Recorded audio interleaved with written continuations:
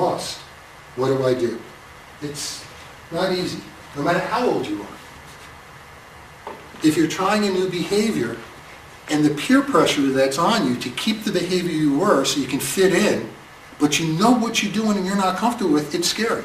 You might lose people you think are friends and you think care about you, when instead all they do is care about themselves and keeping you one down. It's an internal process, this journey that we're on today, which will reduce and lessen fears. You will change your thinking about things. Your heart will change how you feel towards things. And most importantly, you will feel very profoundly an acceleration, irrespective of your age, towards what you want to do and how you're doing things. And it's going to be in the direction that the typical person only dreams of going, but are willing to pay the price. I keep blocking the screen for you, don't I? That's okay, no problem. All right? Yep.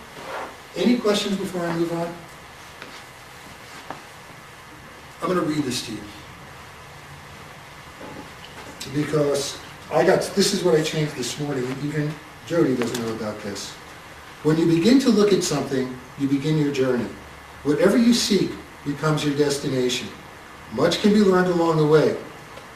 If you run too fast, you may eventually get to where you're going, but you will have not learned anything along the path.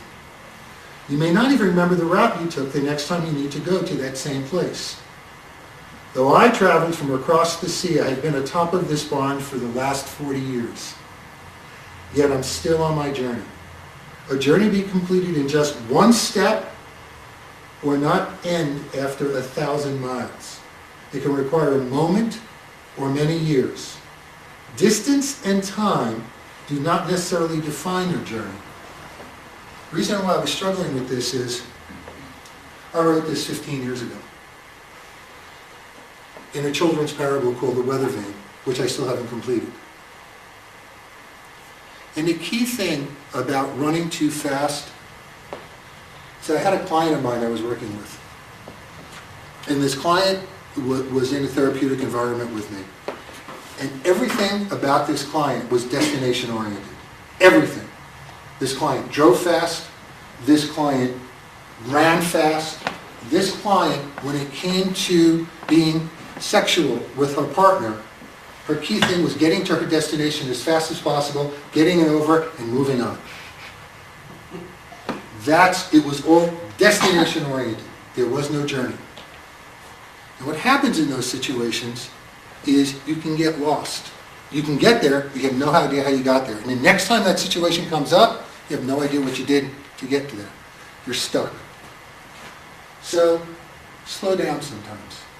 Along your journey, and we'll go into it, you're going to need to understand, and hopefully this will help you understand about mileposts, about rests, about places to rest, about finding guides along your journey that are just guides to get you to different places. Some travelers are enmeshed in their families, not close nor intimate, even though it's a very close family. Some know no other pattern than fuse or isolate or pursue or distant. The bottom line here is that the family systems that we come from define what we think is norm. So we parachute those norms into our own value system and into the family system and relationships that we get into, even though they might not be as efficient as they could be. The other reason why I use the word traveler, and this is my point of view, is I like the concept of people being in dynamic motion, in taking action, rather than being passive in their growth. Life is not static, life is dynamic. So journeys have to marry that, they have to mirror that. I spent 9 years as a licensed, registered, certified psychotherapist, and I saw patients every day, well, 6 days a week. And the medical model for working in psychotherapy has been around a lot longer than all of us have. And it's an efficient model. But I think there might be one that's more efficient. Because through all of my training, one of the things that came up for us across the board is that in the therapeutic milieu, you're working with a patient. You are tending and taking care of a patient. What can happen in a situation like that, what I have found in my practice, and others have found, is that it has the potential to create a hierarchical structure between the therapist and the patient, as the therapist tends to the patient. The patient oftentimes looks to the therapist this way. Not always, but sometimes this way, sometimes this way. And it's an open-ended process. It's an open-ended process. The concept of a traveler is, and the concept of working with Navigator is that it's dynamic. 26, 27, 28 years ago, when a client would come into my office, during the initial meeting I would say, "What do you want to say to me on the last day of therapy?" "I don't know, I just got here." Think about it the next time you come in. What it does is it puts an end to it. It also imparts a sense that you need to work. You need to do the work when you're working with someone. And that relationship should be at parity. Navigator, from my understanding when I used to do it on the boat, just helps a person get from A to B. It's a collaboration. It's your boat. It's your vessel.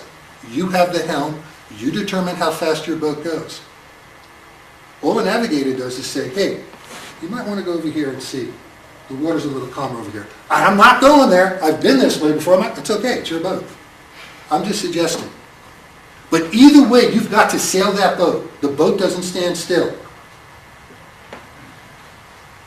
Nor does life. And it's very clear when you look at the dysfunction and the baggage, unless we unpack it, that poor trust in intimacy can lead to getting too close too quickly. You find someone, your first love, you find someone you're dating, you haven't dated in a while, and bam! That's it. It's love. Let's move it on. And you also struggle to find the boundaries in that individuality that keep you whole. They disappear. And you become enmeshed in your partner because you don't know where the right boundaries are.